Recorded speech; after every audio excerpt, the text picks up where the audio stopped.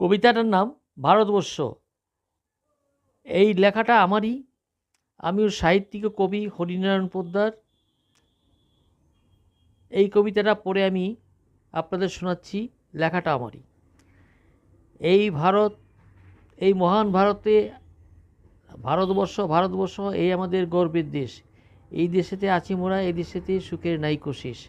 মহান ভারতে আমাদের মাতৃভূমি, আমরা ভারতের সুসন্তান। এই ভারতে আছে শিক্ষার ভাণ্ডার, আছে এখানে রত্ন ভাণ্ডার। ভারত আমাদের গর্বের স্থান।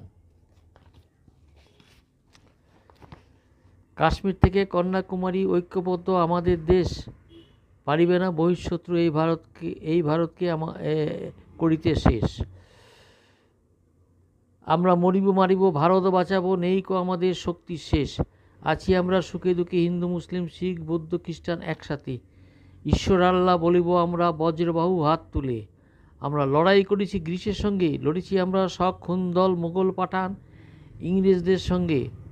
আমাদের শক্তি জানে বিশ্বজনে, শস্য শ্যামলা এই ভারতবর্ষের রূপের তার নাইকো শেষ। শক খুন্দল পাঠান মোগল ভারতবর্ষে হইল লীন। শিক্ষা আমাদের নালন্দা, জ্ঞান আমাদের অতীশ দীপঙ্কর। ভারতকে দিয়েছে জ্ঞানের শিক্ষা, শক্তি আমাদের অশোক চক্র, শান্তি আমাদের বুদ্ধির বাণী। ঝান্ডা আমাদের তেরেঙ্গা, ধরিবে উঁচু করে, করিতে পারিবে না কেউই আমাদের শেষ।